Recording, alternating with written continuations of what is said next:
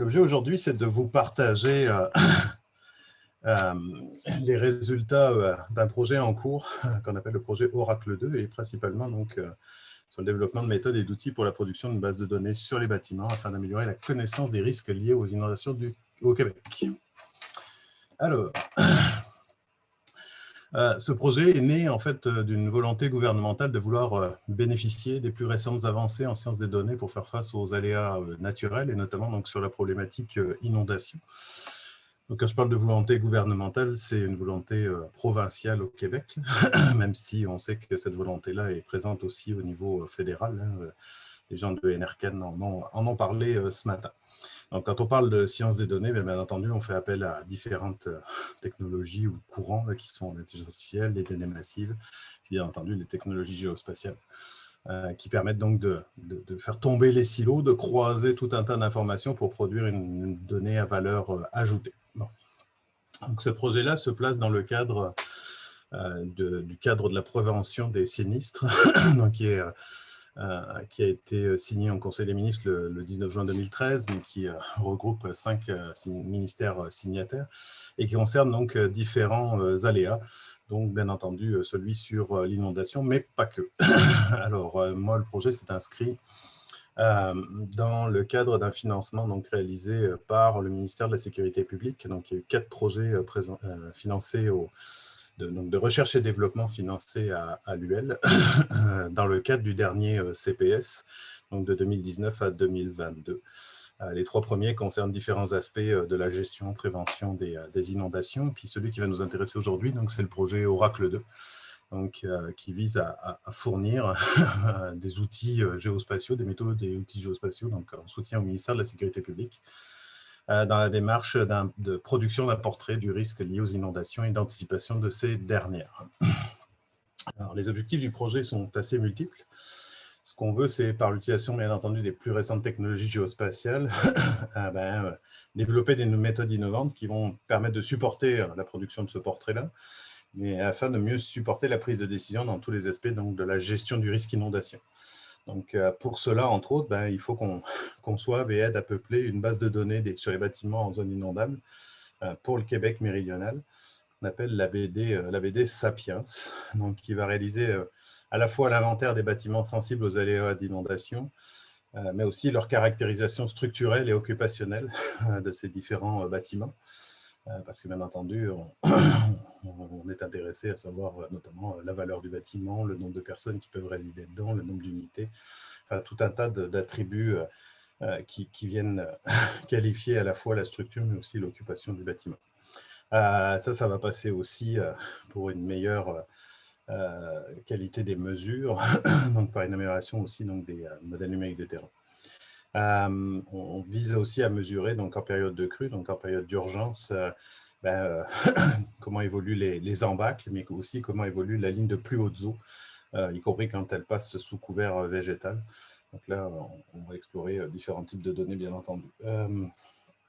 Et puis, il y a un volet qui concerne vraiment la visualisation, l'interaction, la communication autour de ces données massives et dynamiques, là, parce qu'on va en avoir plusieurs versions dans le temps, et puis on le sait, hein, les inondations, ce n'est pas quelque chose de statique, c'est quelque chose qui évolue. Et puis on veut que ça soit le plus immersif et le plus facile à comprendre, des fois pour des publics néophytes. Donc, on explore aussi tout ce qui est capable de faire la 3D dans ce projet-là. La présentation d'aujourd'hui va se concentrer principalement sur les deux aspects, donc la conception de la BD Sapiens, puis notamment surtout comment on a peuplé cette base de données-là, et puis des aspects 3D qui viendront plus en fin de présentation. Bon. Donc c'est un projet qui a démarré en mars 2009, que je dirige avec grand plaisir, mais qui implique 6 professeurs-chercheurs du centre, 2 professionnels, 12 étudiants, et puis vraiment à tous les cycles. Et puis dans lequel on utilise en fait principalement les données gouvernementales et libres, mais quand on parle de données gouvernementales, c'est l'imagerie haute résolution. On parle d'imagerie aérienne, pas d'imagerie satellitaire comme on a pu le voir dans d'autres projets, sachant qu'au Québec, on dispose d'une couverture aérienne assez complète du territoire. Et puis LIDAR, et puis différentes bases de données, puis de la captation de données lorsque c'est nécessaire. Bon, Yves en a parlé beaucoup, là, il y a des enjeux de traitement, ça y aide aussi, là, donc on manipule de la donnée massive, donc éminemment, les pipelines qu'on développe sont basés sur des technologies et des infrastructures capables d'absorber ce volume de données-là. On a la chance à l'Université Laval de disposer d'une infrastructure qui s'appelle Valeria, qui permet donc le stockage de traitement de ces données massives. Donc, c'est une des commandes qu'on a dans ce projet-là, c'est d'utiliser exclusivement des technologies open source, ce qui me ravit. Et puis, bien entendu, on a utilisé les GPU pour différentes méthodes basées, bien entendu, sur l'apprentissage machine. Donc, comme tout bon projet de recherche, on a commencé à faire nos devoirs, puis à inventarier, analyser, juger de la pertinence de différentes méthodes et technologies existantes dans tous les volets du projet, mais aussi de faire l'inventaire des sources de données existantes.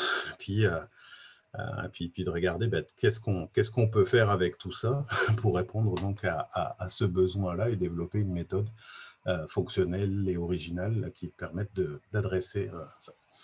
Alors, c'est un projet très exploratoire, puisqu'on vise à utiliser différentes sources de données, différentes techniques, technologies possibles, ce qui fait énormément de combinaisons, puis laisse la place à l'élaboration de méthodes innovantes. Là, Michael parlait des enjeux de fusion de données de capteurs, mais la fusion de données, effectivement, provenant de différents capteurs, de différentes bases de données, est un vrai enjeu au cœur de ce projet-là. Bon, l'idée, c'est bien entendu d'exploiter le plein potentiel de ces données, technologies et méthodes, donc au service de cette problématique inondation. Mais avec l'idée toujours d'être capable de mesurer, trouver un équilibre entre le gain en termes de précision, d'exhaustivité versus le coût et la complexité. Donc, c'est sûr qu'on peut mettre très très cher à aller chercher une donnée très très précise, mais quel est le gain versus une méthode qui utiliserait des données déjà existantes et qui nous donnerait finalement peut-être un peu moins de précision, mais des résultats intéressants pour la prise de décision dans ce contexte-là précis. Donc à la fois, bien entendu, sur la constitution initiale de cette base de données, mais aussi sur sa mise à jour de ce portrait. L'important, c'est de qualifier l'incertitude dans la mesure, puis de voir aussi comment ces données-là, et avec leur précision, la mesure de cette incertitude, se compare à des données qui auraient pu être relevées par des rapporteurs géomètres, donc qui ont un sceau de légalité quelque part. Donc, comme je vous ai dit, nous, on va s'intéresser vraiment à la caractérisation structurelle et occupationnelle des bâtiments. Donc, l'idée du projet, comme je vous l'ai dit, c'est de constituer une base de données, si possible en 3D, des bâtiments donc, sur le Québec méridional. Donc là, on a bien entendu plusieurs sources de données qui présentent des résolutions souvent très différentes, que ce soit en imagerie ou en LIDAR. Et puis, ce qu'on vise à faire, bien entendu, c'est l'extraction des empreintes de bâtiments. On a pu être présenté par d'autres avant moi dans le colloque. Là. On va s'intéresser aussi à l'extraction de la forme des toits. On veut bien entendu avoir accès par rapport à ces données-là à la hauteur de premier plancher. C'est particulièrement important quand l'eau monte. On veut savoir bien entendu par où l'eau rentre. Donc bien entendu, on veut avoir la cote allumétrique du point d'ouverture le plus bas, ce qui nous amène à chercher les portes, les fenêtres dans les bâtiments. Mais aussi de savoir si l'eau dépasse la hauteur de premier plancher. On comprend très bien que si l'eau rentre dans le sous-sol, c'est un certain montant de dégâts. Si l'eau passe au-dessus du premier plancher, on vient de passer à un tout autre cap en termes de montant des dégâts et la maison pourrait même être une perte totale. Bon. Par rapport à des éléments, on va dire, de gestion d'urgence ou autre aussi, on est intéressé à connaître le nombre de ménages, le nombre de logements, les années de construction, les vocations du bâtiment, la valeur, nombre d'étages, donc qui vont aider aussi en gestion d'urgence. Donc c'est un peu ce défi-là auquel on s'adresse. Bon.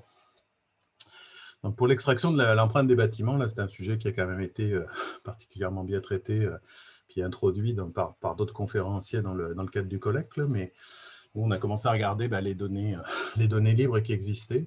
Alors, on en trouve quelques-unes sur le portail des données ouvertes du Québec, là, mais c'est une couverture très, très partielle. Je pense qu'il y a 7 villes qui offrent leurs empreintes avec des qualités différentes. Je sais que Enercan propose un certain nombre de données. StatCan parle de ODB, mais en fait, ODB, quand on regarde, c'est l'agrégation des données ouvertes des villes, plus les données donc, offertes par Microsoft. Microsoft, en 2019, a utilisé l'imagerie Bing pour produire une couche vectorielle d'empreintes de bâtiments à grandeur de l'Amérique du Nord. Alors, c'est une donnée vraiment intéressante. Elle a servi à peupler une partie du bâtiment dans OSM, mais le problème, c'est à la fois, on va dire, la qualité de ces données. Là, on s'est aperçu qu'en termes d'exactitude, de précision et de complétude, ça laissait à désirer. Et puis, la licence des données avec laquelle elles sont distribuées pose des enjeux au sens où c'est une licence qui est contaminante. C'est-à-dire que dès que vous liez les données à ces données-là, vous devez normalement les redistribuer sous cette licence-là ouverte. Donc, ça dépend vraiment de l'usage que vous voulez faire, mais dans le cadre, bien entendu, de projets gouvernementaux, ça posait quelques problèmes, notamment dès qu'on veut, bien entendu, associer le rôle, le cadastre, qui ne sont pas des données ouvertes. Donc là, ça pose des enjeux, donc impossible d'utiliser ces données-là. Bon, je répète, elles ne sont pas d'une qualité phénoménale non plus. Bon, ça, je vais passer assez vite là, mais c'est un point qui a été abordé par les autres conférenciers, mais on a pléthore d'algorithmes basés sur l'apprentissage machine dans la littérature pour extraire donc, les bâtiments, que ce soit depuis l'imagerie ou même le lidar. Mais on a peu de recettes universelles. Hein. Le gros bouton rouge qui marche tout seul, ça c'est un rêve, là, mais il ne se concrétise pas souvent. Bon, on est loin donc, de cet algorithme magique qui marche partout. Puis, donc, nous, ce qu'on a voulu faire, là, c'est d'abord se trouver une comparaison objective. Donc, on a développé dans le cadre du projet, finalement, un banc d'essai dans lequel on a traité beaucoup d'algorithmes qu'on trouvait ou qu'on a, qu'on a réimplantés à partir de papier pour pouvoir les tester et regarder ce que ça donnait en contexte avec les données que nous avions, pour essayer donc de choisir le meilleur candidat, puis c'est une veille technique permanente qu'on continue avec le temps. On s'est aperçu qu'il y avait quelques résultats qui étaient parfois très gonflés aussi. Alors, il y a tout un chemin entre disposer d'un algorithme d'IA et sa mise en production effective. Ça, je pense que tout le monde en est conscient. Il n'y a pas de modèle unique, mais plusieurs modèles, parce que dans notre cas, on travaille avec des données avec des résolutions très différentes. Donc, la capacité de généralisation des modèles est souvent limitée. Même si on peut faire de l'adaptation de domaine ou ainsi de suite, des fois l'élastique est tellement à étirer qu'on n'a pas de choix que d'avoir des modèles entraînés différemment pour répondre à la question. Bien entendu, gestion du volume massif des données, efficacité, performance de la chaîne de production, à la fois en temps de calcul, en qualité des résultats. Le fusion-regroupement de ce qui est produit par les algorithmes à l'échelle d'un territoire comme le Québec, alors que l'algorithme d'IA voit finalement des images de 1000 à 2000 pixels de côté, c'est comme un timbre-poste qui parcourt le Québec. Donc ça nécessite quand même pas mal d'expertise et puis d'être capable de mettre en place ces pipelines. Hein. Je pense que c'est Samuel qui mentionnait ce point-là, qui était appuyé par Yves, là, sur l'importance de la mise en place de ces pipelines-là de traitement des données. Donc, c'est un peu ce qu'on a mis en place nous, dans le projet Oracle 2. On obtient donc souvent des patatoïdes, on détecte des tas de pixels. Alors, il y a différentes approches pour ça, là, mais c'est souvent une approche qui est minimisée dans la littérature, c'est-à-dire qu'on se contente de trouver les meilleurs patatoïdes possibles, mais la mise en base et la production finalement d'une base de données avec un rendu cartographique, hein, on parle de bâtiments avec des murs parallèles, des angularités à 90 degrés pour la plupart de leurs angles et ainsi de suite. Ben, ça aussi, c'est un défi. Puis il existe beaucoup de papiers dans la littérature sur ça, puis qui produisent des résultats des fois très, très surprenants, en tout cas. Donc, moralité, c'est un long chemin semé d'embûches. Néanmoins, on a réussi à mettre en place ce pipeline de traitement des données et puis de remplacer finalement donc, la donnée Microsoft et avoir de vraies données bleues, au sens où elles sont issues donc, de données gouvernementale québécoise, donc avec une qualité de bien meilleur niveau, là, tant en termes de complétude que des attitudes de précision, d'unicité. Actuellement, on a livré 2 bassins versants qui sont d'importance, qui sont la Jacques-Cartier et la Chaudière. On se souviendra tous des inondations en Beauce, 2 années consécutives, qui ont produit quand même pas mal de dégâts. Excusez-moi. Okay, merci. On a dans le pipeline donc le traitement de 11 autres bassins. On en a 4 actuellement en cours de production. Puis on livre ces données-là en continu, tout en améliorant encore en continu nos méthodes. Donc le tout est intégré. On a une gestion des versions, généalogie des données.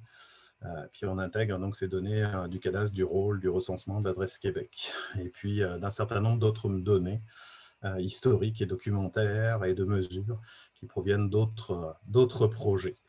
Comme je vous disais, c'est un processus en amélioration continue.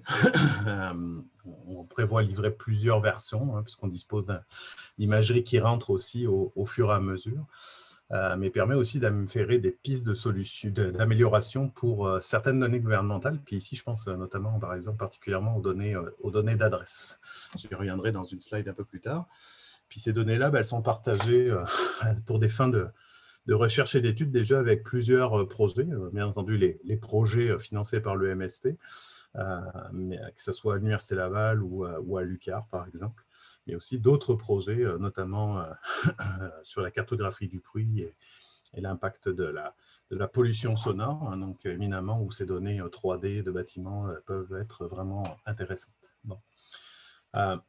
Rapidement, un petit test, quelques résultats qui montrent un peu ce qu'on est capable d'obtenir. Donc là, c'est un test de validation qu'on a opéré sur des données à 15 cm sur la ville de Québec, sur une surface de 100 km².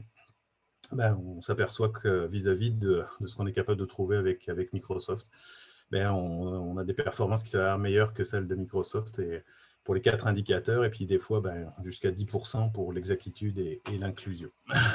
Alors, très rapidement, par exemple, pour vous montrer les enjeux, là, donc les 2 bassins versants qui étaient couverts, là, ici, c'est les empreintes des images. Donc, on s'aperçoit qu'on a éminemment de résolutions différentes. On a des années aussi, des fois, différentes. Donc, c'est pas un modèle unique, mais c'est des modèles qui rentrent en jeu là. Puis, je vous dirais qu'il y a même des modèles à l'intérieur même des collections d'images. Puis bon, quelques résultats. Donc en rouge, là, le contour rouge, c'est ce qu'on va trouver dans Microsoft. Et puis les bâtiments en bleu, c'est ce qu'on est capable de produire avec la chaîne de production qu'on a mis en place. Donc, dans une zone rurale, dans une zone exposée aux inondations. Donc on s'aperçoit qu'ici, la complétude des bâtiments, puis la précision géométrique de Microsoft était vraiment pas bonne, donc pour pouvoir prendre des décisions dans des situations d'inondation, planification, gestion d'urgence, c'est absolument inutilisable en fait. Donc dans des quartiers plus pavillonnaires, un peu plus près pour montrer ce que ça donne. Donc, comme je vous disais, disposer de ces données de bâtiment, ça a des effets bénéfiques aussi sur les bases de données de référence produites par le gouvernement. Une de ces bases-là, c'est la base de données Adresse Québec, qui est déjà une très bonne base de données. C'est la référence d'adresse qu'on a choisie dans le projet. Sauf que quand on regarde la base de données d'adresse, et à faute de disposer d'une base de données bâtiment, en fait, 4,7% des adresses sont positionnées dans un bâtiment. Le reste est positionné approximativement hors du bâtiment, généralement sur le lot, mais pas en lien avec le bâtiment. Bien entendu, en disposant des bâtiments, en utilisant des règles simples d'inférence, on s'aperçoit qu'on peut facilement augmenter le positionnement des adresses, puis on améliore ce positionnement-là de 15 environ par 15. Donc, c'est assez majeur, et puis ça a des incidences importantes, notamment sur les services d'urgence, mais aussi sur les services de logistique, de livraison, pour qui la donnée adresse et la précision de cette donnée adresse est importante. Donc, on augmente quelque part la valeur de ces données-là par effet rebond. Donc, l'extraction de la forme des toits, donc ça c'est un autre volet auquel on s'intéresse, hein, bien entendu, toujours dans la visée de produire des bâtiments 3D les plus réalistes possibles. Donc là, on va travailler beaucoup avec la donnée LIDAR gouvernementale. On utilise ce que j'appelle l'algorithme d'équilibrification, hein, donc ce qui rend mes bâtiments plus carrés, là, plus cartographiquement ou réalistes en termes d'angularité, d'orientation des façades et ainsi de suite. Puis on a développé donc une chaîne de classification automatique des nuages de points non classés, parce que bien entendu le LIDAR qui couvre le Québec n'est pas toujours classé. Donc pour essayer de maximiser l'usage de données disponibles. Alors, ça donne de bons résultats, ce n'est pas encore parfait. C'est pour ça qu'on regarde aussi donc, des méthodes basées sur les réseaux de neurones, un peu comme a été présenté par l'étudiant, dont malheureusement je ne me rappelle plus le nom, mais qui était très intéressant. Conception donc d'une chaîne automatisée, bien entendu, de traitement donc, pour retrouver les pentes de toit et reconstruire la géométrie donc, vecteur de ceci. Donc, tout ça pour arriver à un niveau de détail qu'on appelle LOD2. Je reviendrai sur ces notions de level of detail. Donc, quelques exemples de ce qu'on obtient. Donc, avec un bâtiment assez simple, on est capable de retrouver et de reformer, bien entendu, les pentes des toits, avec des toits un peu plus compliqués. On travaille encore à l'amélioration, bien entendu, de ces choses-là. Bon, comme je vous l'ai dit, un enjeu important, c'est la détection de la hauteur de premier plancher et des ouvertures basses. Donc là, on va utiliser plusieurs techniques et méthodes et sources de données variées et parfois combinées. On parle d'imagerie de façade, d'imagerie oblique, de lidar terrestre et drone. Donc là, ça fait énormément de capteurs et de sources de données vraiment différentes. Plusieurs défis, notamment avec la présence de végétation et autres obstructions, hein, bien entendu, dans ces moments-là. Bon, on travaille avec plusieurs partenaires hein, qui nous fournissent en données. Puis, bien entendu, il y a un lien profond et fort à faire avec les modèles numériques de terrain, qu'on espère de meilleure résolution. On travaille aussi à élaborer des méthodes qui visent à améliorer la qualité de ces modèles numériques de terrain. Puis on valide bien entendu toujours ces données-là avec des mesures in situ réalisées par des apporteurs géomètres. Donc ça, c'est toujours des travaux en cours, hein, mais on a des résultats qui sont déjà très intéressants. Donc ici, une illustration des données qu'on peut utiliser, hein, vous les connaissez déjà. Mais soit par des approches purement de traitement d'image, là, on est capable déjà de ressortir quelques éléments structuraux de la façade. Ça marche plus ou moins bien, mais actuellement, on regarde surtout les approches par lidar terrestre, puis dans lequel, à partir du nuage de points, on est capable de segmenter quelque part les éléments importants de la maison, donc de retrouver les façades, de retrouver les ouvertures, sachant que tous ces points, bien entendu, disposent d'un index YZ, et donc on est capable à ce moment-là de retrouver facilement la cote altimétrique des ouvertures basses. On est capable de retrouver aussi des détails comme l'avancée ici, là, vous voyez l'espèce de terrasse ou d'avancée qui est devant la porte principale, devant la porte de la maison. Donc ça va être très intéressant. On voit les fenêtres de côté aussi, donc pour essayer de trouver donc, toujours ces estimations et de savoir finalement par où l'eau risque de rentrer. Donc, croiser ces données-là avec des estimations de hauteur d'eau, couplées avec des modèles numériques de terrain de très haute résolution, on va avoir une certitude plus importante de est-ce que la maison va être une perte totale ou pas dans tel ou tel scénario. Donc, nous, ce qu'on vise à reproduire, c'est des bases de données en LOD2 et LOD3, là, si on avait toutes les ouvertures. Donc, une fois qu'on a les pentes de toit, c'est assez simple, hein, finalement, de reconstruire le modèle 3D de bâtiment. Bien entendu, ça passe, comme je vous le dis, avec des modèles numériques de terrain de qualité. Hein. Il y a des enjeux bien entendu, de recollement des bâtiments sur la surface du terrain. Mais on arrive à bien adresser ces enjeux-là. Corollaire de ces travaux-là, on travaille sur 2-3 projets vraiment intéressants liés au 3D, qui sont l'élaboration et développement d'un système de stockage et d'interrogation de données massives pour stocker et gérer de façon continue, efficace et rapide les volumes de données LIDAR et 3D reconstruites. Actuellement, les systèmes travaillent beaucoup par feuille LAS. C'est un peu de passer, comme on est passé de la cartographie par feuillet à des bases de données, on est rendu là avec les technologies Big Data, être capable de gérer nos LIDAR de façon continue et massive, sans avoir à gérer avec les limitations de nos postes, faible quantité de données à gérer, fichier LAS par fichier LAS.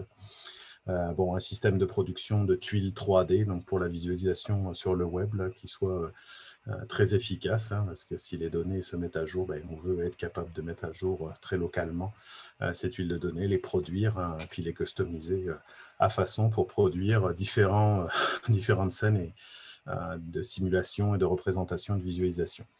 Puis donc, on travaille aussi donc, sur la visualisation, simulation 3D dans ces environnements-là. Donc ici, quelques captures d'écran qui montrent qu'on est capable de diffuser au travers de web des modèles assez volumineux. Ici, sur les données de Québec, sur le travail de recollement du terrain avec les bâtiments aussi, dans lesquels on joue. Donc, pour conclure, en fait, on s'aperçoit que la donnée bâtiment, qu'on suscite excessivement d'intérêt, que ce soit bien entendu pour l'inondation, mais pour tout un tas d'autres domaines. En tout cas, le centre de recherche est abordé par différents domaines autour de cette donnée-là, 3D, puis que ce soit à la fois sur les îlots de chaleur, l'efficacité thermique, la pollution sonore, la logistique, même les bâtiments intelligents, le BIM. Il y a énormément d'enjeux autour de ça, mais chacun de ces domaines-là, finalement, enrichit la description des bâtiments avec ses besoins propres. Donc, ce fait qu'on se retrouve dans plusieurs projets, finalement, où cette donnée bâtiment devient centrale, puis on essaye itérativement, finalement, d'améliorer la représentation et la description de ces bâtiments. J'espère que je n'ai pas été trop vite ou trop lent, je ne sais pas. Mais en tout cas, ça conclurait ma présentation du projet Oracle 2. Puis s'il y avait des questions, je serais heureux de les prendre. Bien, merci beaucoup Thierry. Ouais, Alain, et vite sur le Python, Alain. Ouais, j'ai juste une toute petite question. Pourquoi vous voulez la forme des toits? Pourquoi on veut la forme des toits? Déjà, c'est pour avoir un rendu plus réaliste de la donnée dans la simulation, en fait, l'idée, c'est de se servir de ces scènes 3D-là comme objet de communication. Les gens vont mieux comprendre ce qui se passe en 3D que souvent en lisant une carte là, en 2D. L'autre aspect, c'est que le nombre d'étages des bâtiments, là, en fait, les données sont très incomplètes. Si on prend le rôle, par exemple, on a une information du nombre d'étages, mais elle ne tient pas compte, par exemple, des étages potentiels qui pourraient être sous toit, donc les attiques. Donc, disposer de la forme des toits en fonction des hauteurs qu'on pourrait observer et ainsi de suite va nous permettre aussi d'affiner les valeurs potentielles de nombre d'étages, par exemple. Ouais, il y avait Rémi Tavon qui voulait poser une question. Rémi, genre, tu vas être capable de poser ta question. En attendant, on va voir Saïd autrement. Merci Thierry, c'était très intéressant. Je voulais juste poser une question un peu générale. Connais-tu la source des données 3D de Google Maps?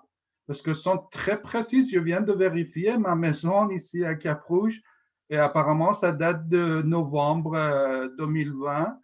Et c'est vraiment en forme de 3D, c'est très intéressant. Les arbres aussi sont bien reconstruits. Donc, j'ai cherché un peu avant, je me souviens, mais je n'ai pas trouvé la source des données.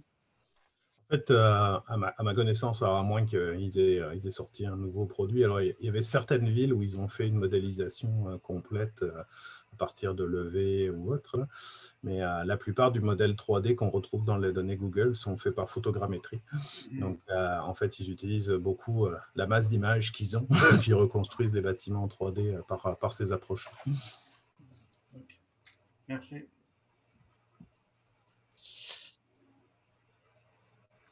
Rémi, Voulais-tu poser ta question? Yves aussi, tu avais une question sur le chat? Ben, si Rémi ne veut pas parler, je comprends pas, parce que d'habitude, il parle, Rémi. Pas grave. Non, ben, il disait, comptez-vous publier les travaux que vous voulez présenter, puis le code, puis moi, je renchérissais en disant l'algorithme d'écarisation. Moi, je l'appelle l'écarissage. Ça fait Ouais, plus, c'est ça, ça fait plus squarification. couture comme la carcasse, là, mais bon. Avez-vous ça disponible ou on l'a, c'est pas encore publié. On est dans cette volonté là. On est justement là. On a travaillé fort pendant quasiment 1 an et demi, 2 ans. Puis là, on est dans une phase et puis ça commence justement. Je vais pas dire que vous avez la primeur, mais presque par communiquer autour des résultats du projet puis sur les méthodes.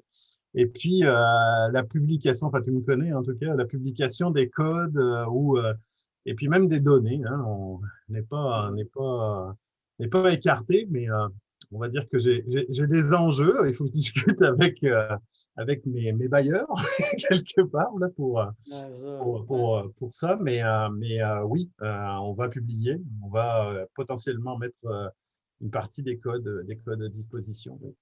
cool? Merci. Super, merci. Merci Thierry. Si.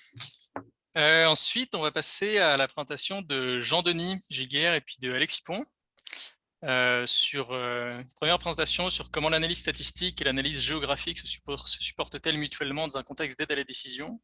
Puis en fait, les deux présentations sont bien liées de ce que j'ai compris, puis ça enchaînera sur l'architecture des systèmes géographiques d'aide à la décision grand public. Fait qu'il y aura une petite période de questions entre les deux présentations. Fait que Jean-Denis, tu peux prendre le contrôle de l'écran quand tu veux. Bonjour à vous tous. Alexis, es-tu là? Super. Bonjour. Donc, ce qu'on vous propose pour la première partie de notre rencontre, c'est on va faire un petit exercice d'échauffement mental ensemble d'abord. Ensuite, on va vous présenter Anagraph, l'entreprise pour laquelle Alexis et moi on travaille. Je ne partage pas l'écran en fait. Hein. Ah, je ne partage pas l'écran, merci Alexis. C'est mieux si tu as la présentation. Ça marche. Merci Alexis. Je vais vous retrouver par contre. Bon. OK. Bon. Donc, on va parler d'aide à la décision, de données, de relations entre la géographie et la statistique, puis de la statistique à la géographie. Ce que je vous propose comme premier exercice d'échauffement mental avant la présentation, c'est de prendre quelques instants pour qu'on réfléchisse chacun à nos propres mécanismes qu'on utilise à l'heure actuelle pour prendre des décisions. Donc, on prend tous des décisions, parfois on en prend des très importantes pour nous. Si vous choisissez la dernière décision importante que vous avez prise, j'ai envie de vous suggérer quelques questions. Première question. Est-ce qu'il y a un professionnel qui vous a aidé à prendre cette décision-là? Seconde question. Quand vous avez pris votre décision, est-ce que vous êtes basé sur votre expérience personnelle, sur des avis de personnes que vous jugez importantes, sur des données quantitatives, peut-être sur un mélange des trois? Puis si c'est le cas, peu importe lesquels vous avez utilisés, c'est quoi la contribution relative que vous accorderiez à ces différents aspects-là? Puis finalement, puisque vous avez choisi une décision qui était vraiment importante pour vous, est-ce que vous avez évalué formellement cette décision-là depuis? Puis bon, ces questions-là, je vous ai proposé d'y réfléchir en pensant à une décision importante, mais chaque semaine, on en prend des décisions, on en prend des dizaines, on en prend des centaines, voire. Est-ce que les réponses que vous avez formulées à ces questions-là changent en fonction d'un ensemble de prises de décision? On va revenir à vos réponses ou à ces questions-là durant notre présentation. Donc, Anagraph, on est un studio d'intelligence géographique. Comme une image vaut 1000 mots. On vous présente ici des exemples d'interfaces utilisateurs qu'on a développés. Donc,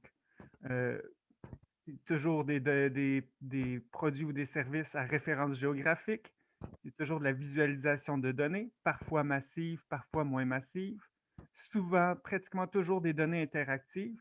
Et l'objectif, c'est au final d'aider des gens à prendre des décisions. Donc, si on essaie de mettre ça en mots, plus spécifiquement, on a un studio d'intelligence géographique. On offre autant des produits que des services. Nos clients, ce sont des organisations.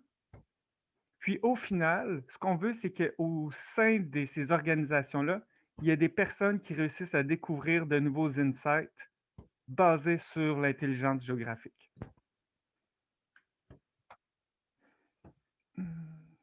On travaille avec des entreprises qui sont actives dans toutes sortes de verticaux, des municipalités, des entreprises de télécommunications, le loisir, institutionnel.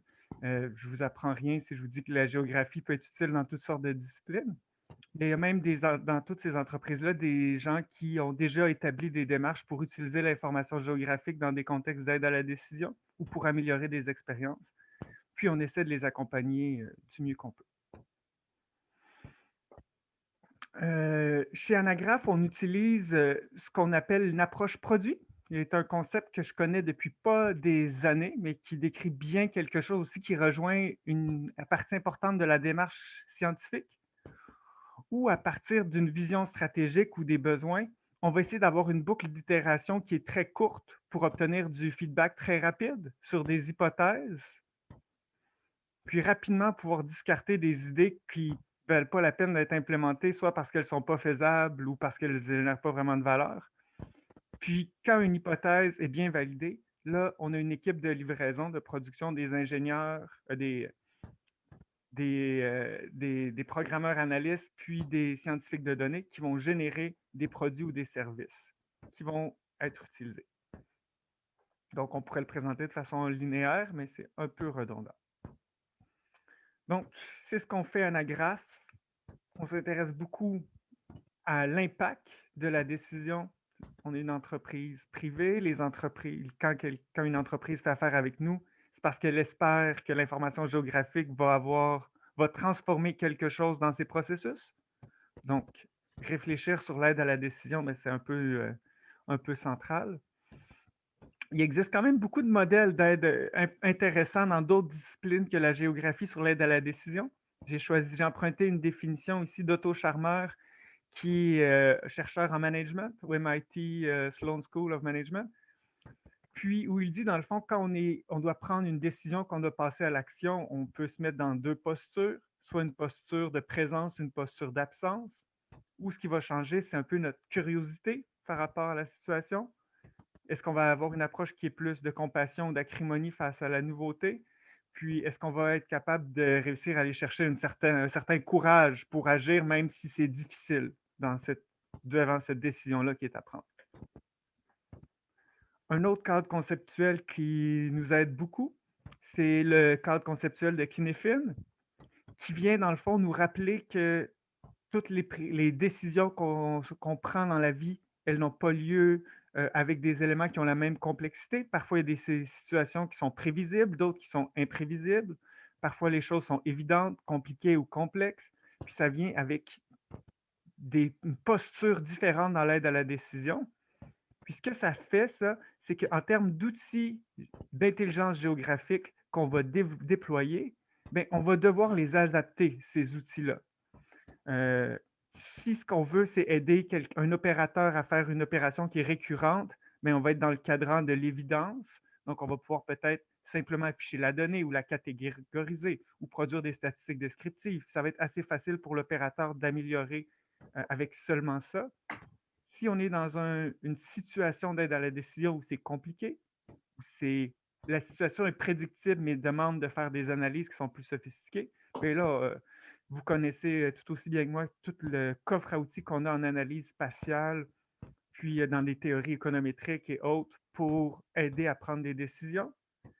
Puis ce que souvent on néglige, à mon humble avis, c'est que souvent nos clients, ils sont dans des situations qui sont complexes, où on peut difficilement prédire quelles vont être les retombées, l'évolution du système.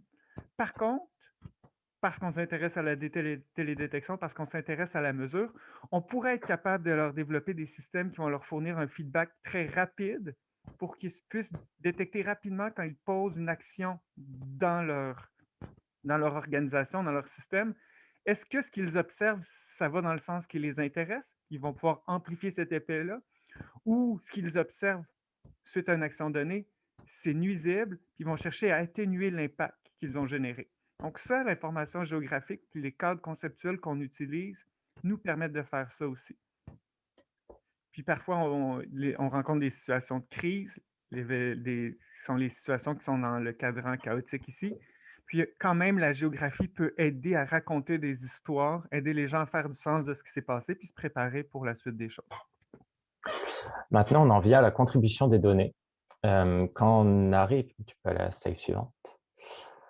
Quand on arrive avec un client, la première question qu'on se pose, c'est quel niveau de maturité en fait, des données dont on est à disposition. Parce qu'en fait, les enjeux de ce qu'on appellerait la géoanalytique, c'est très souvent que le client et puis l'analyse reste dans une phase descriptive. Donc vraiment au premier niveau, juste à se poser qu'est-ce qui s'est passé par le passé. Et déjà, dans un premier temps, ce qu'on essaye, c'est d'arriver à cette phase de diagnostic, qui est une phase où on n'est plus à faire des dashboards, une simple carte thématique des données ou de définir 2-3 indicateurs, mais vraiment de commencer à voir si on est capable d'avoir une corrélation entre les données.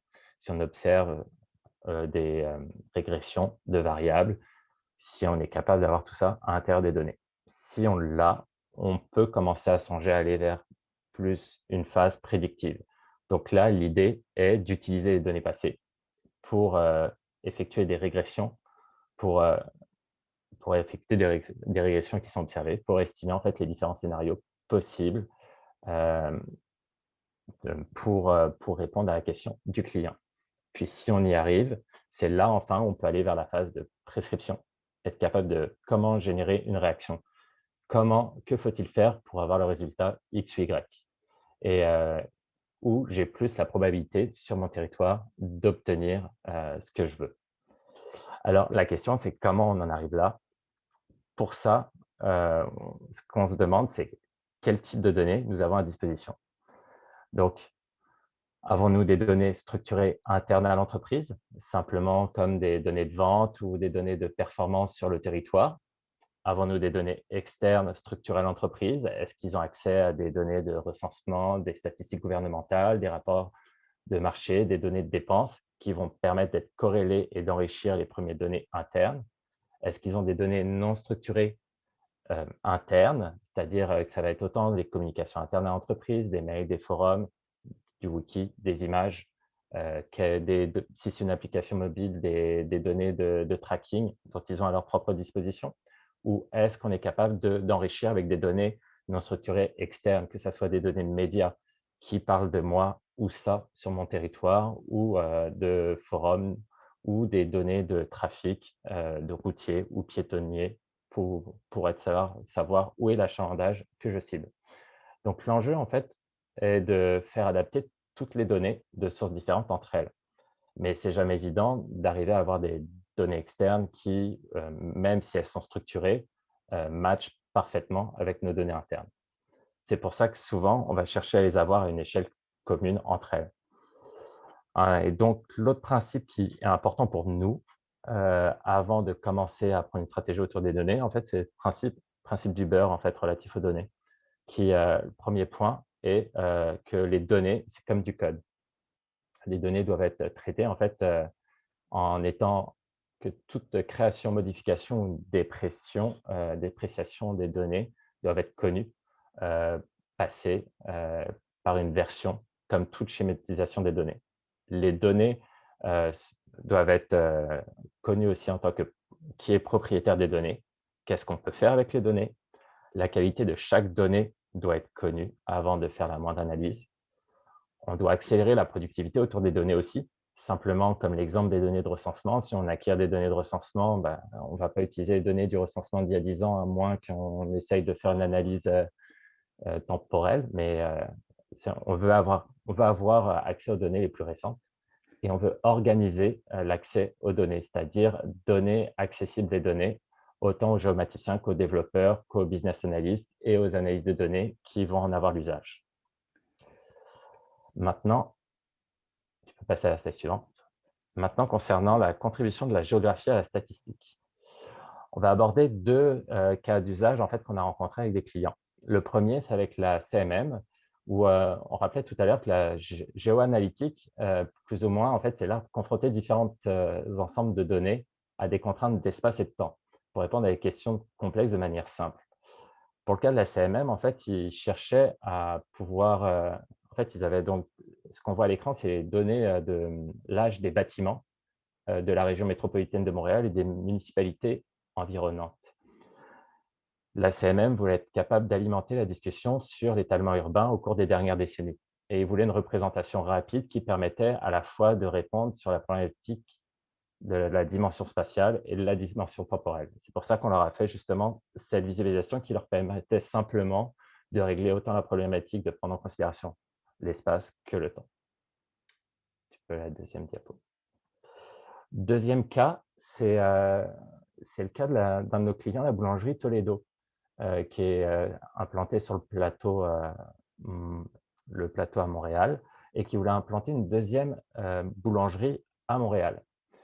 Le propriétaire, en fait, il avait pas mal d'idées sur quels sont pour lui, en fait, les bons points pour faire une bonne boulangerie et puis où implanter. Mais c'est ça, en dehors de connaître où est la localisation de ses concurrents et où il est situé, en fait, il voulait connaître à la fois l'achalandage, entre autres, autour des différentes succursales, la densité de population, la localisation des commerces, écoles et garderies, puis aussi de savoir, en fait, c'est quoi les rayons de marche de 5-10 minutes autour des stations de métro. Bref, beaucoup d'infos. Puis, finalement, en fait, c'est ça, comme on le voit dans la DataVis, on peut superposer autant de couches de données qu'on veut, mais ça devient vite indigeste. Donc, ce qu'on a fait, sachant qu'il n'avait pas de données pour prédire dans l'immédiat, mais il voulait juste vérifier ses hypothèses, on a ramené toutes les données à l'échelle d'hexagone pour l'ensemble de Montréal. Et ce qu'on a fait, on a mis en place une analyse multicritère sous 3 axes, du trafic, des compétiteurs et de l'audience. Et on lui avait permis, en fait, c'est ça, de pondérer selon ce qu'il considérait comme plus attractif et moins attractif, ce qui lui a permis de vérifier, valider et invalider, en fait, ces différentes hypothèses sur les différents locaux où il voulait implanter son nouveau local et lui permettre, en fait, de conforter son choix pour implanter son futur local, entre autres, à Verdun. Tu peux passer à ça, sûr. Maintenant, concernant la contribution de la statistique à la géographie. Dans cet exemple-là, ce que ça parle, c'est de l'amélioration de l'accès aux soins de santé aux États-Unis. Avant, pour le calculer, comme vous devez le savoir, peut-être, ce qui était calculé, c'était juste un ratio rudimentaire du nombre de patients par médecin par county, ce qui est très rudimentaire et qui ne prend aucunement la dimension spatiale en considération. Maintenant, la formule obscure que vous avez à gauche, ce qu'elle fait finalement, ce n'est pas si obscur que ça et pas si compliqué que ça, c'est finalement elle prend toujours en compte cette congestion de l'offre et de la demande, mais en plus à ça est rajouté en fait 130 millions de paires d'origine-destination. Puis cet algorithme-là, en fait, ce modèle-là s'appelle le Relational Agent Access Model. Donc à partir de là, ils sont capables de mieux cibler où l'accès aux soins de santé aux États-Unis est plus problématique. Le cas suivant, en fait, c'est le cas d'une prédiction. Comment on est capable de prédire l'endroit à New York où il faut où un food truck serait le plus à même de faire le plus de revenus. Le premier modèle qui avait été fait, chaque modèle, en fait, à chaque fois, c'est un algorithme qu'on appelle un gradient boosting qui est effectué. Dans le premier cas du modèle, on utilisait juste des données de recensement et des données de points d'intérêt. Juste en utilisant ces deux sources de données, on obtenait juste un R-square une prédiction de 38%, ce qui est très faible pour être capable de prédire des revenus avec confiance et puis d'extraire en fait des variables significatives pour être capable d'avoir une prédiction élevée.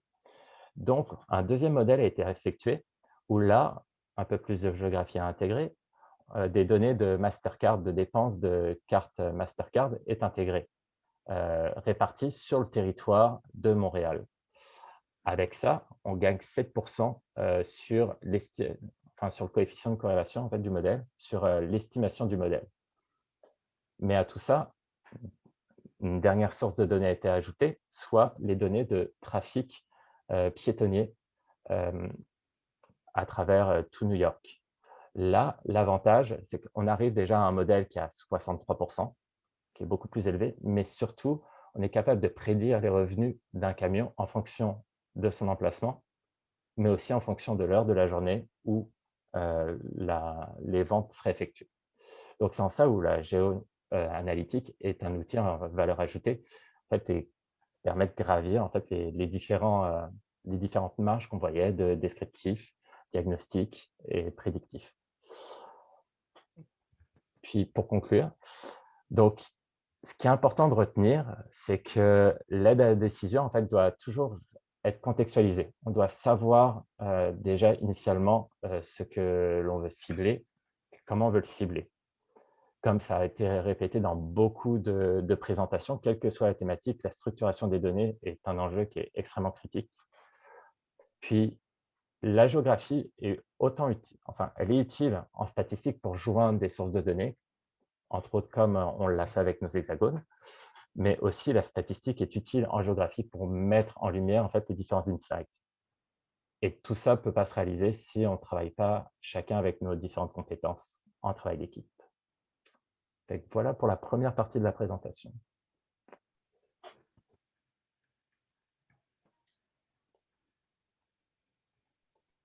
Super, merci pour la première partie. Est-ce qu'il y a du monde qui ont des questions à poser ou des remarques à faire sur ce premier bout de présentation?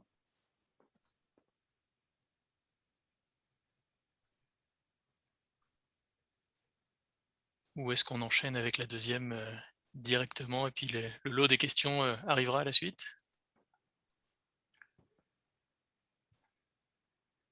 Écoute, Jean-Denis, on peut enchaîner avec la deuxième, puis Parfait. on prendra les questions après. Là. Excellent, merci Nicolas. Donc, pour la deuxième partie de la présentation, donc, ce qu'on veut vous présenter, c'est un peu l'évolution de notre approche en termes d'architecture, de système géographique d'aide à la décision, surtout dans une perspective que ces systèmes-là puissent être utilisés par davantage de personnes. Donc, j'aimerais souligner la contribution de Zachary Dessiel et Jean-Christophe, qui ne sont pas parmi nous aujourd'hui, mais qui ont participé à la conception de ces présentations-là. Donc, un autre petit exercice d'échauffement mental avant de commencer dans le vif du sujet. Je ne représenterai pas Anagraph une deuxième fois. On va aller un peu plus en détail dans quelques concepts d'approche produit-interface.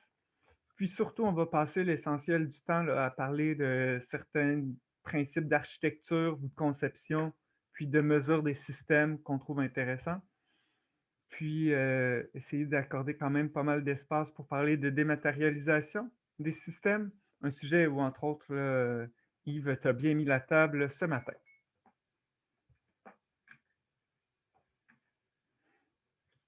Donc, nous sommes tous ici des personnes qui sommes des chercheurs.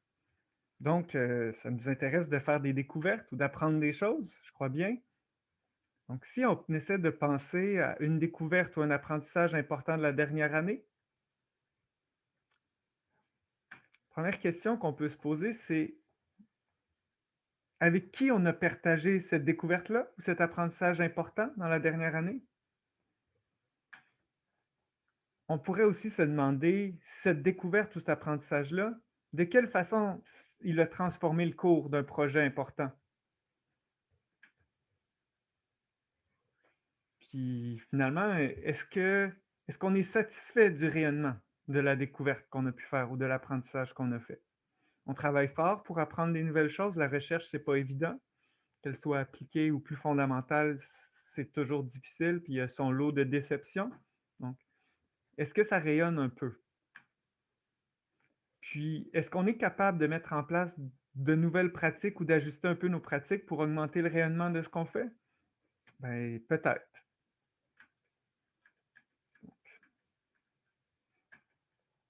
Je vais revenir un peu sur l'idée d'approche produit, puis un certain nombre de types d'interfaces, de relations entre les usagers puis les systèmes qui peuvent être mis en place quand on déploie des systèmes d'information géographique pour accélérer le processus puis augmenter le rayonnement de nos systèmes.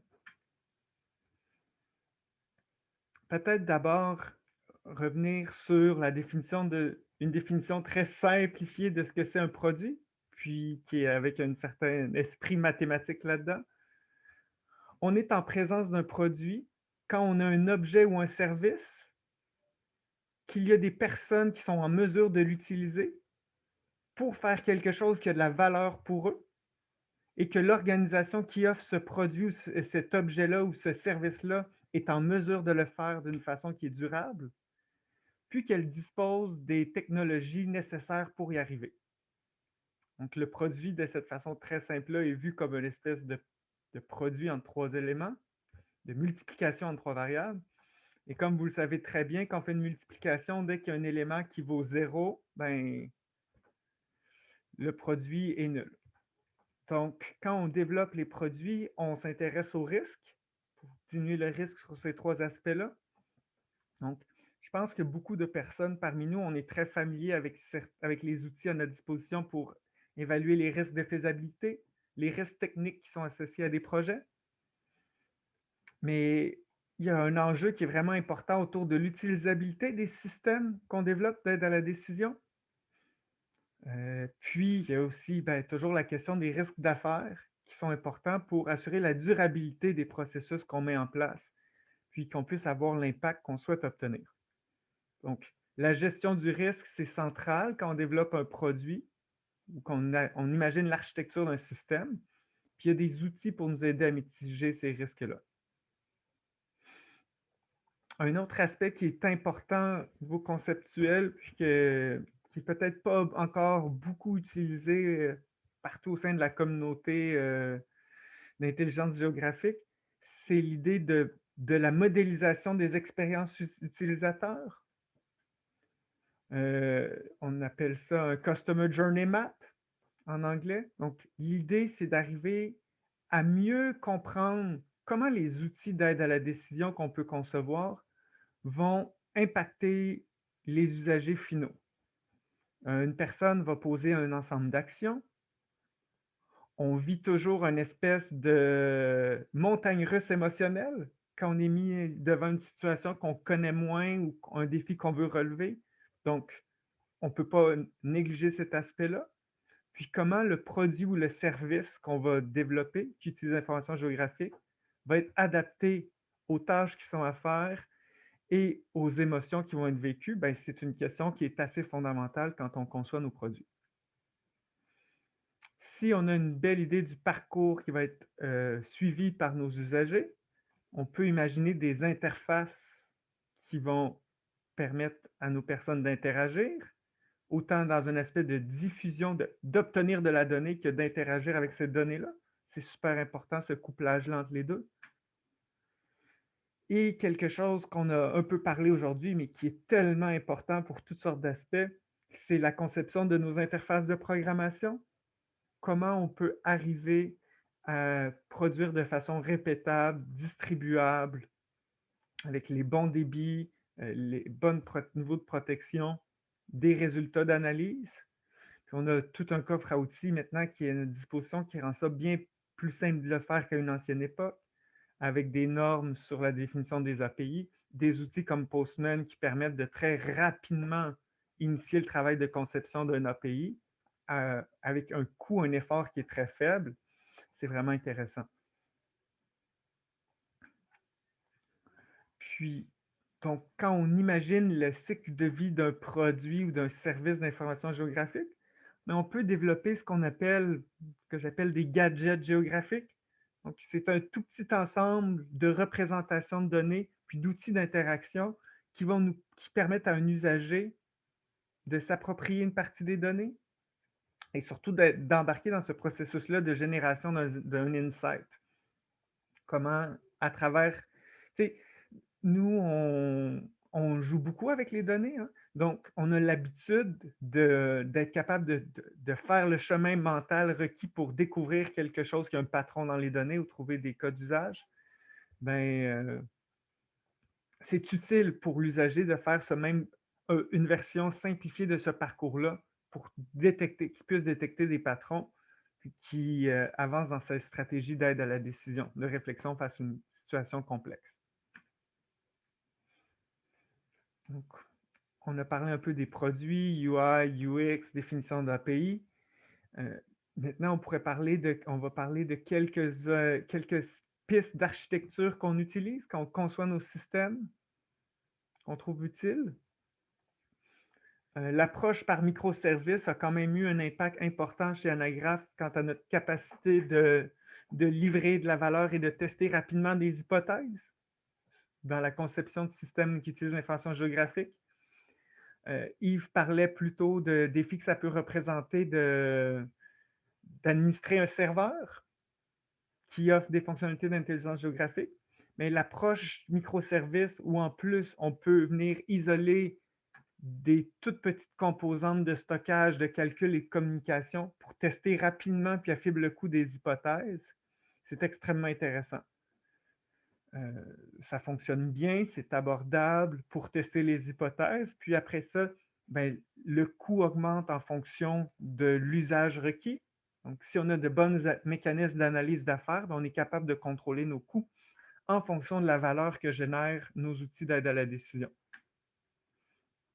Donc, on a parlé de l'importance de la virtualisation, même la containerisation, plutôt aujourd'hui comme une approche qui est vraiment intéressante.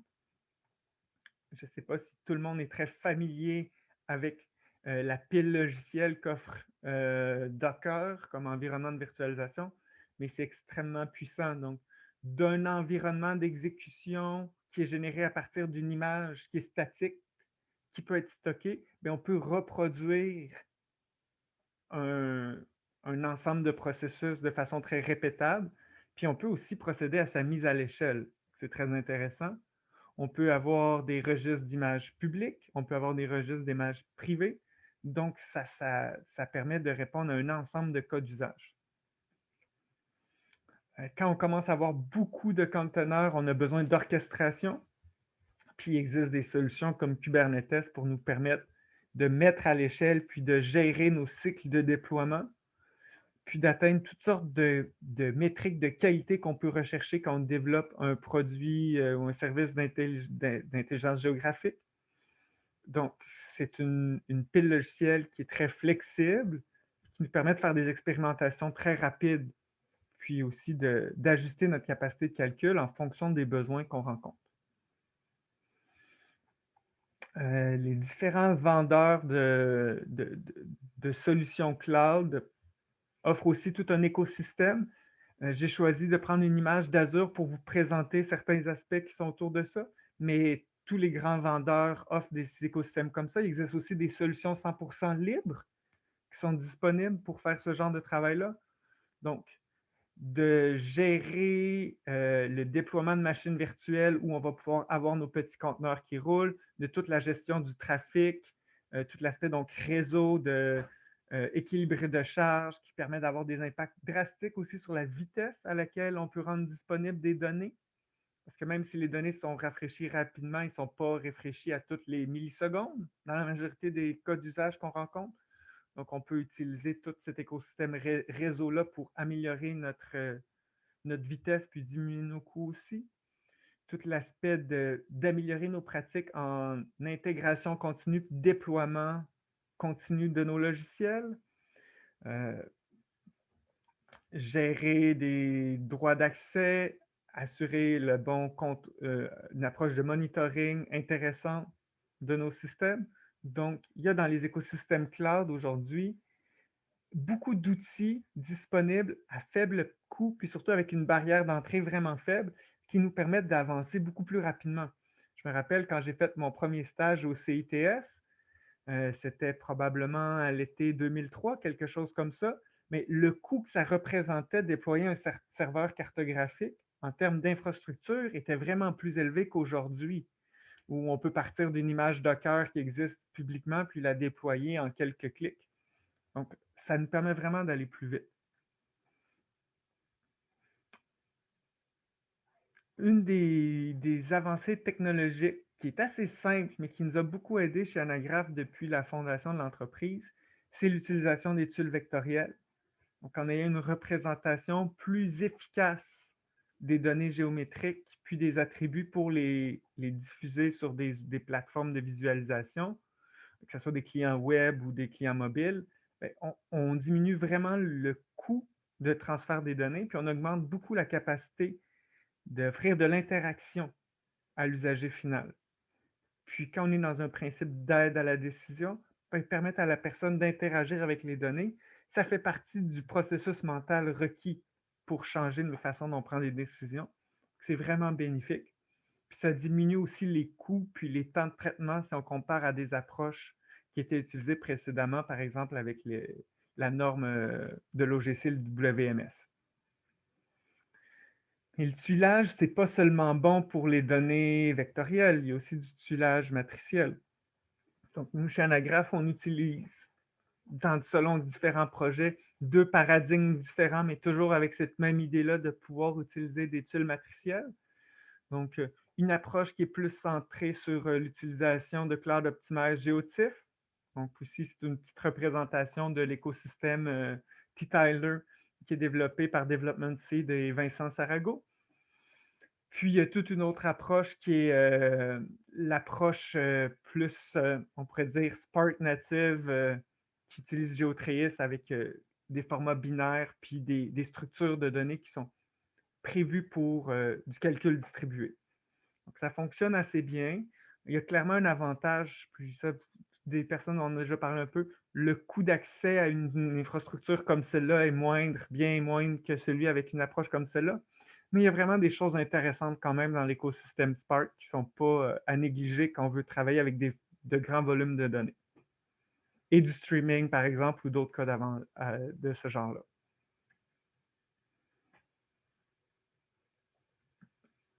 J'ai déjà parlé de Synfin, je ne vais pas y revenir, même si c'est tellement important d'avoir toujours le bon processus. On vous a déjà parlé, Alexis vous a déjà parlé des principes de données qui sont mis de l'avant par Uber. Et Yves nous mentionne que dans le chat, je vais revenir là-dessus parce que c'est important, utile en tout cas pour certains d'entre vous, qu'effectivement, GeoTrace supporte maintenant nativement les COG comme structure de données ou les structures Avro traditionnelles. Donc, on peut utiliser les 2 piles comme moteur de tuiles, dépendamment de ce qu'on veut faire avec les tuiles, puis des use cases qui nous intéressent.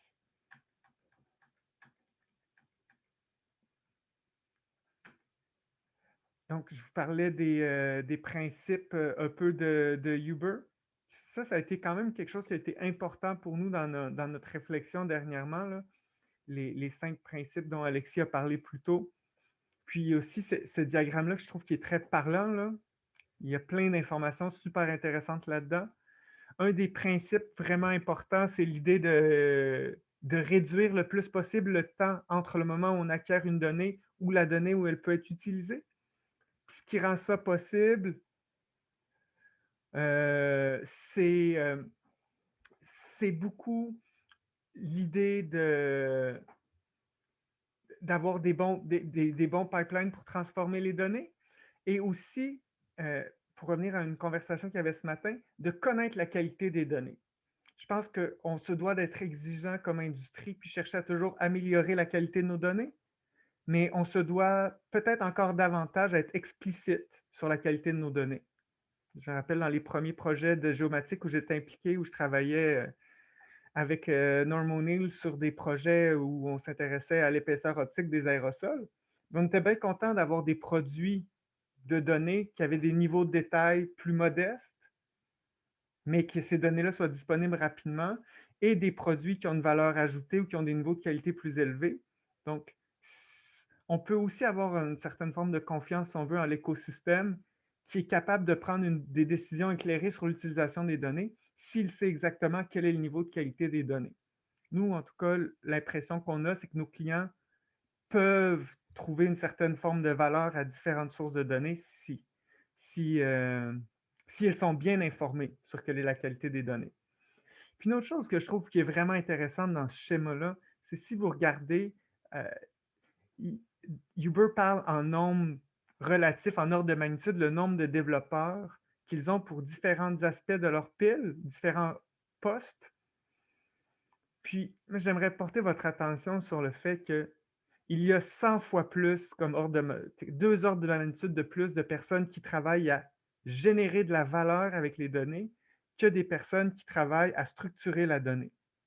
Puis ça, je pense que c'est quelque chose qu'on a besoin, qu'on pourrait bénéficier comme discipline, de chercher comment on peut réduire ce temps-là entre le moment où on développe des approches d'acquisition de données, puis des moments où ça a un impact sur des personnes qui peuvent bénéficier de ces données-là pour toutes sortes de domaines d'accès.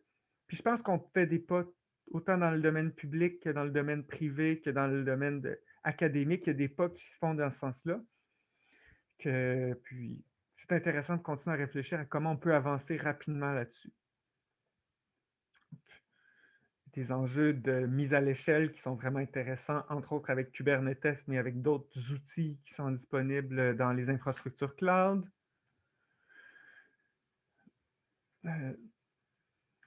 Vous savez qu'il y a vraiment une explosion des types de stockage de données aussi qui sont à notre disposition. Donc, du stockage en base de données relationnelles où les données vont être stockées par rangée, du stockage par colonne, des systèmes clés-valeurs, des systèmes d'analyse dimensionnelle, des documents, des graphes, il y a plein d'outils.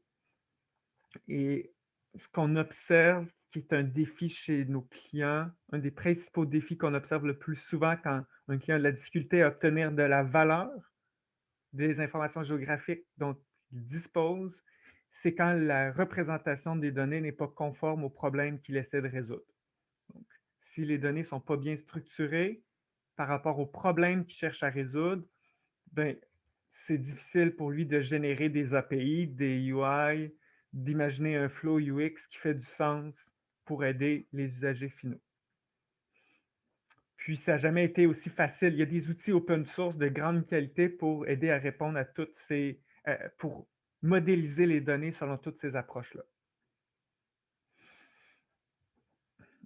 Puis, quand il est question de qualité puis d'architecture, bien, la capacité à tester nos solutions rapidement, c'est critique.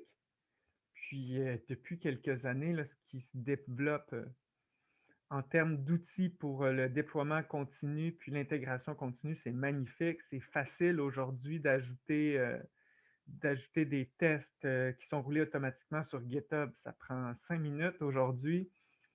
Donc, c'est à notre disposition aisément. Là. On peut en profiter de ces outils-là, ces avancées-là d'architecture. L'aspect de mesure est super important parce qu'on peut, on peut gérer ce qu'on mesure. Hein? Le temps file un peu, puis ce n'est pas nécessairement sur cet aspect-là que je veux mettre le plus d'emphase. Donc, juste nommer rapidement qu'il existe des métriques qui permettent de suivre notre productivité, plus en mode de output, mais qu'il y a aussi des éléments qui nous permettent plus de mesurer nos retombées en termes de outcome, puis qu'il y a de la bonne littérature sur les deux aspects, puis qui peuvent très bien se combiner. Puis Google, entre autres, un outil excellent qui met à notre disposition, qui est le Google Site Reliability Engineering Report, où il propose toutes sortes d'outils de mise en œuvre pour réfléchir à comment on fait le suivi de nos systèmes en production ou en développement. Il y a des bijoux là-dedans. Puis toujours cette idée-là que c'est facile aujourd'hui par rapport à ce que ça représentait comme investissement il y a 20 ans de faire un monitoring de nos systèmes. Ça évite les mauvaises surprises.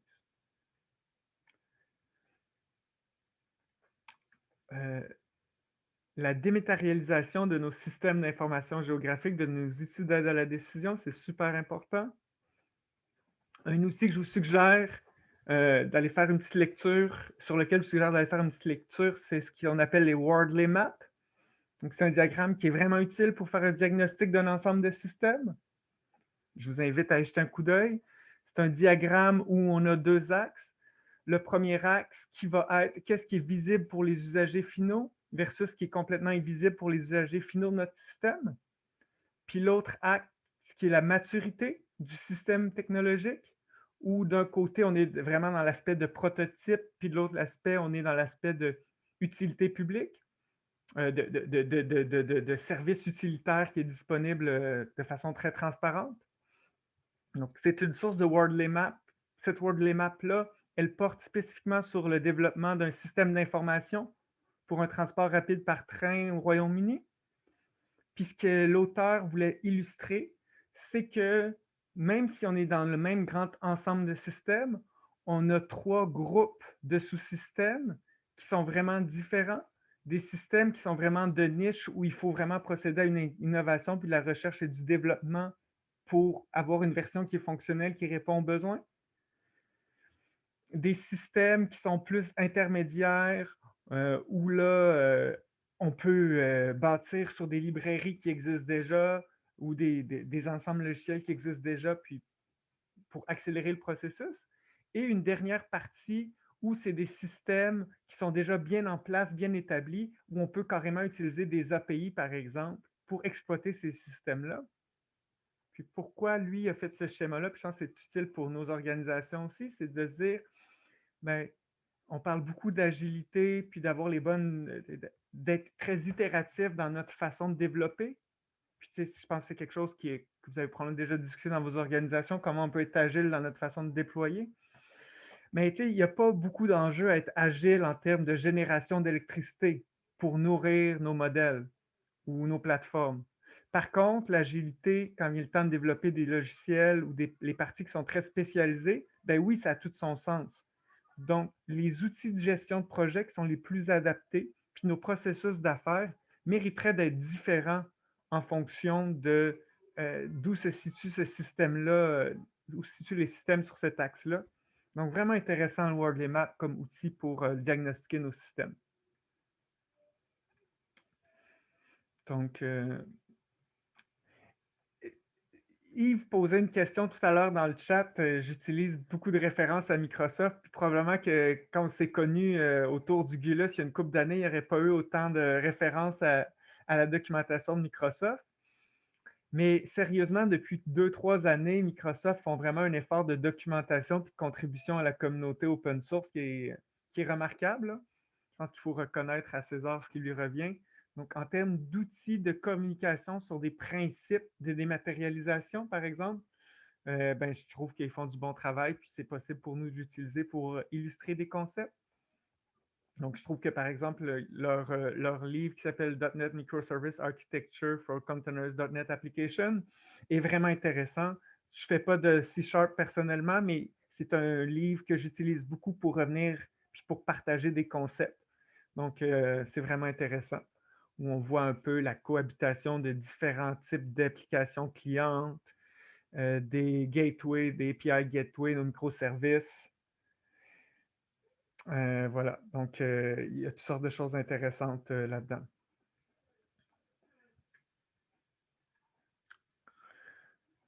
Peut-être qu'on va avoir l'occasion d'avoir quelques minutes pour discuter, ça me ferait vraiment plaisir. Donc, juste avant de terminer, comme dernière slide, ben, il se passe des belles choses, je trouve, dans le milieu de l'intelligence géographique, de ma posture de pseudo-confiné depuis trop de mois maintenant. Mais je trouve quand même, de ce qu'on voit sur la toile, il y a des choses très intéressantes. Ça fait plaisir d'être ici au congrès de l'ACFAS où vraiment on voit ce qui se passe au niveau plus de la communauté scientifique. C'est vraiment intéressant d'entendre les réflexions des agences nationales. Depuis quelques années, depuis longtemps, hein, il y a une réflexion, mais c'est intéressant de voir que ça se renouvelle toujours, puis qu'il y a des questions qui sont soulevées, puis c'est intéressant. Je crois que je suggère que même dans la communauté d'intelligence géographique dans la francophonie nord-américaine, il y a probablement de l'espace pour nourrir encore un peu plus notre communauté de pratique, puis apprendre plus vite les uns des autres. Donc, à voir quelle forme ça pourra prendre. Je crois aussi beaucoup à l'importance de la littératie en général pour que, comme société, on arrive à surmonter les défis qui nous attendent dans les prochaines années, dans toutes sortes d'aspects. Puis clairement, la littératie géographique est importante. Comprendre les relations qu'on a avec notre environnement et puis comment on impacte ces relations-là. Ben, je pense qu'on est tous des personnes qui peuvent être, toutes les personnes présentes dans cette conférence, on peut être un peu ambassadeur de ça, aider les gens à être plus sensibles à ces questions-là d'une façon au niveau de l'éducation populaire. Puis, ben, moi, c'est mon combat d'entrepreneur depuis quelques années d'essayer de voir comment on peut aussi développer des entreprises qui sont innovantes au niveau de l'intelligence géographique au Québec. Puis, ben, si c'est une approche qui vous intéresse, ben, de temps en temps, il y a des postes disponibles chez nous, donc écrivez-moi si ça peut vous intéresser. Puis, le dernier point que j'aimerais soulever, c'est qu'on est des humains. On l'a vu avec la crise COVID. Donc, il y a toutes sortes d'aspects de pratiques personnelles qui sont importantes pour réussir à être à la fine pointe de l'innovation puis d'amener ce qu'on veut amener dans le monde. Prendre soin de nos santé, prendre soin de nos relations, prendre soin de l'environnement, continuer à apprendre. Donc, je pense qu'il y a de belles opportunités aussi au niveau de développer nos pratiques personnelles puis de continuer notre petit bonhomme de chemin là-dessus.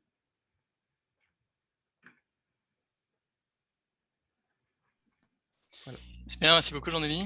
Merci Alexis. Est-ce qu'on a des commentaires, des questions pour Jean-Denis, pour Alexis sur la présentation qu'on vient d'écouter?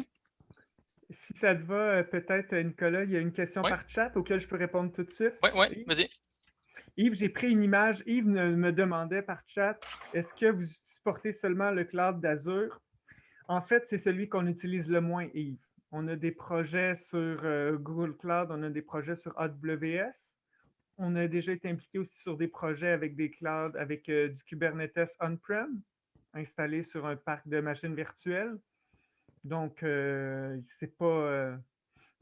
Puis le coût, honnêtement, là, le coût de migration aujourd'hui entre un environnement et un autre là, est somme toute modeste par rapport à ce qui a déjà été. Merci à l'open source. Ben, c'est ça, dans le fond. Moi, mon commentaire, c'était juste là, c'est savoir si vous utilisiez que les services gérés Kubernetes d'Azure. On s'entend, quand on a une infrastructure conteneurisée, on peut la déployer n'importe où. Fait que ça, c'est la beauté de ne pas se lier. Par exemple, c'est dans AWS, à toutes les patentes à eux autres, puis Azure, toutes les patentes à eux autres, puis Google, toutes les patentes à eux autres. Parce que, ben, à un moment donné, tu as le bras dans le tordeur, tu sais. Fait que ça donne quand même, nous autres, on utilise Rancher parce qu'il peut nous permettre de finalement déployer nos tâches n'importe où, sur n'importe quel gestionnaire Kubernetes, finalement. C'était juste un point pour savoir. Puis, il y a toujours... on est dans un changement de paradigme. Là, c'est les deux grands environnements de deep learning, là, c'est Google et c'est Facebook qui les ont. TensorFlow puis PyTorch. À la fois, leur produit est open source comme Microsoft. Là, Microsoft a compris, ils ne vendent plus de logiciels, ils vendent des trucs, puis ils font comme ça en faire de l'argent, mais je ne sais pas comment, j'ai de la misère à voir. C'est ni noir ni blanc, mais en même temps, c'est un enchevêtrement de conditions opérationnelles qui me gênent des fois. Je veux dire, on n'arrête pas de dire les GAFA, puis avec raison, mais en même temps, les GAFA nous en donnent beaucoup. Fait il est où l'équilibre là-dedans, tu sais? AWS, la journée où ils disent on ne dessert plus le Canada, puis tu as tout mis tes œufs dans ce panier, tu sais? Fait puis par rapport à Microsoft, pour finir cette question-là, moi, je pense qu'ils ont été très utiles quand on avait tous des PC, puis que là, ben, ça nous prenait un contenant par contenu. Ça nous prenait du Word pour nos traitements de texte. Ça nous prenait un fichier Excel pour nos chiffriers, etc., etc. Maintenant que le web est arrivé, on n'a plus besoin de ça. Puis non seulement on n'a plus besoin de ça, mais il faut qu'on parte de là. Il faut que out of office. Là. Puis c'est pas. Je veux dire, c'est un bâton dans les roues à l'heure actuelle. Je veux dire, Puis on est pris dans les organisations, on commence à moins s'envoyer des documents Word attachés. Là. J'en ai encore une fois de temps en temps. Là. On travaille sur un document Word, on le renvoie, puis il y en a 3-4 qui. On commence à sortir de là, puis, mais cette inertie-là, il va falloir qu'on la vainque à un moment donné, puis qu'on arrête d'utiliser tout le temps ces contenants-là pour du contenu. Mais bon, ça, c'est un débat qui est beaucoup plus large qu'ici, mais il faut garder ça en tête. Là. Le web, web-centric, c'est vraiment la clé. C'est fini.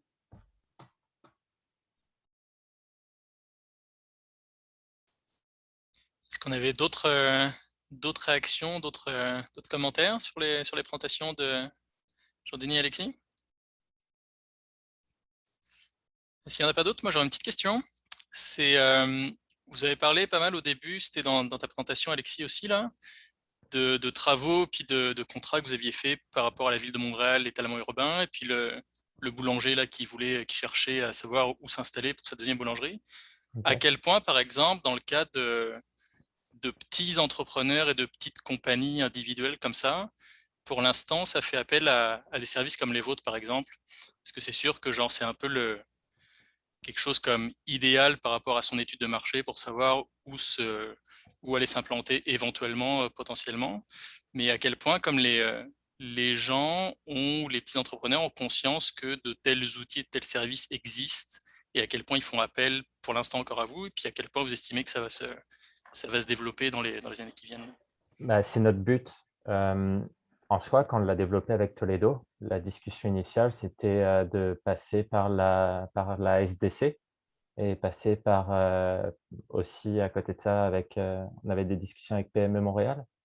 Donc, notre but, en fait, c'est de développer ces outils, pas pour donner accessible, en fait, des outils qui coûtent un bras, on va dire, sur le marché analytique actuellement pour n'importe quelle entreprise à des petits. Et pour ça, en fait, notre discussion actuelle, elle passe par les SDC et entre autres des organismes comme PME Montréal.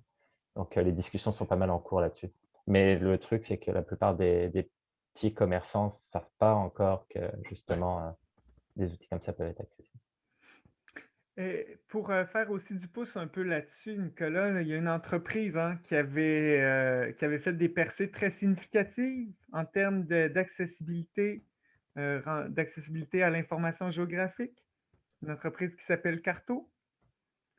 Puis que quelque part en cours de route, ils ont un peu changé leur perspective là-dessus. Mais clairement, avec les orientations générales de dématérialisation qu'on observe, on va réussir à augmenter l'accessibilité à l'intelligence géographique. J'en doute absolument pas. Puis, c'est fou. C'est ça, là, quand je compare le coût de déploiement, le coût minimal d'opération d'un système d'information géographique en 2002 versus en 2022, ça n'a juste aucune commune mesure. C'est phénoménal la différence. Ah, c'est sûr. Super, ben merci beaucoup. Merci pour la présentation et puis merci à Yves aussi pour le questionnement. Et qu'il est rendu, il est rendu 3 heures, on est pile sur l'horaire, bien joué. Et qu'on va se faire une petite pause café ou autre et puis on se retrouvera à 15h30 pour la présentation de Mire et de Sarah sur les villes intelligentes et inclusives. Donc à plus tard.